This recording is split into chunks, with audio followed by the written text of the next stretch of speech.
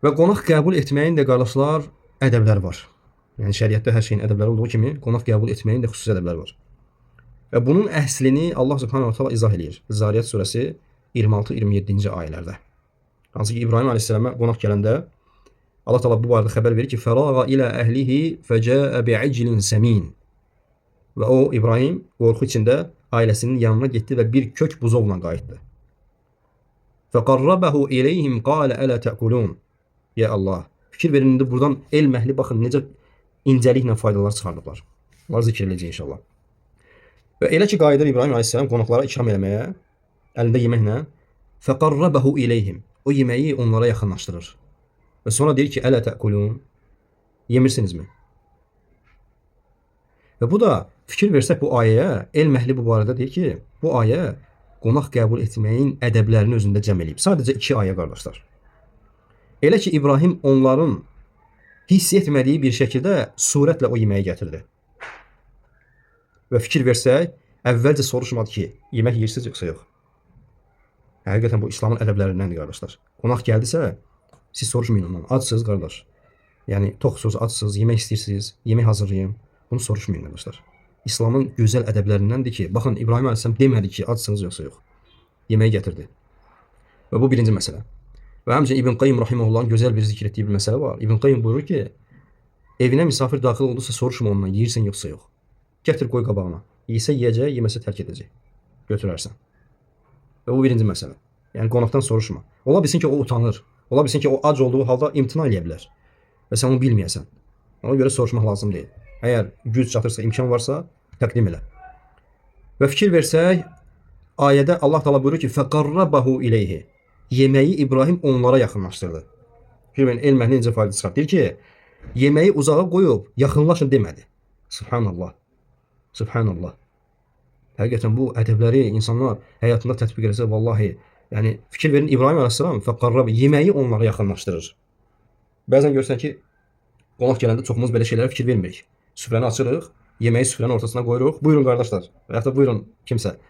Əslində bu İslamın ən gözəl ədəblərindəndir ki, qardaşlar, o yeməyi cəmaata yaxınlaşdırırsan.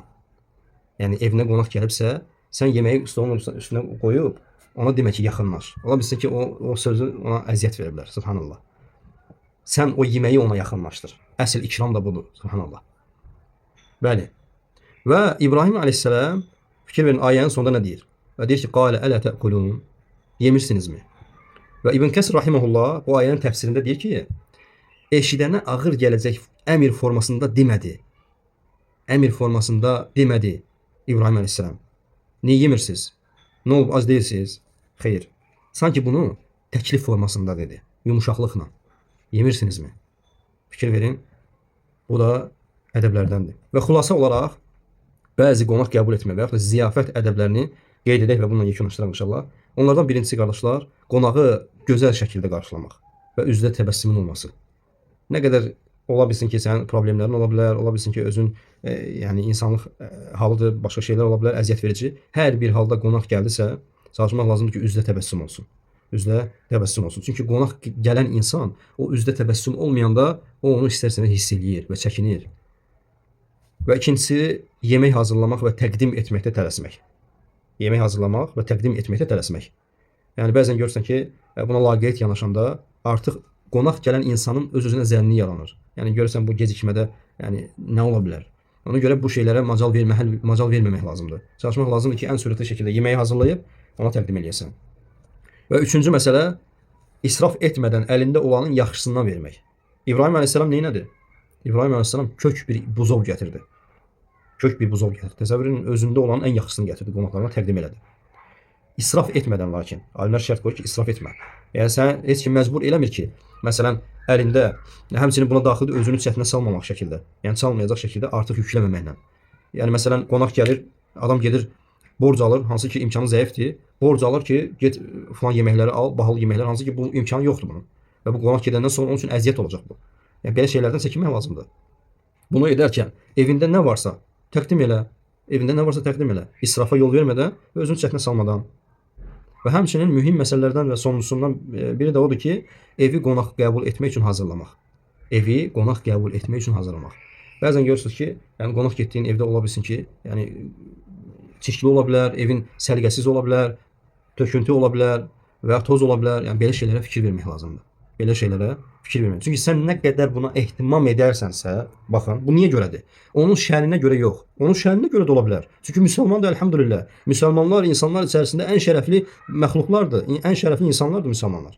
Elhamdülillah. Və həmçinin bunu edərək sən ona bu cür hörmət qoyaraq Allah Resulü sallallahu aleyhi ve sellem bu hədisine muvafiq olmuş olursan. Bu hədisini gerçəkləşdirmiş olursan ki, وَمَنْ كَانَ يُؤْمِنُ بِاللّٰهِ وَالْيَوْمِ الْآخِرِ فَلْيُكْرِمْ ضَيْفَهُ. Kim Allah'a və axirət günə iman gətirirsə, neynəsin? Qonağına ikram etsin. Və bu da qonağa ikramdandır, qardaşlar.